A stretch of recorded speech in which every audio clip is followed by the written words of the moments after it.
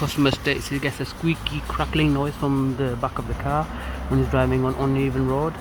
I've driven it, I've heard the noise, and what I think it is, I've checked all the bushes, they are cracked, but what I think it is this anti-roll bar link.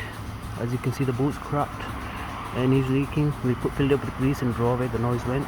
But before that, I got someone to bounce it and I felt all the bushes, and I used the telescope, and this was the loudest. So we're going to change these and put these new ones on.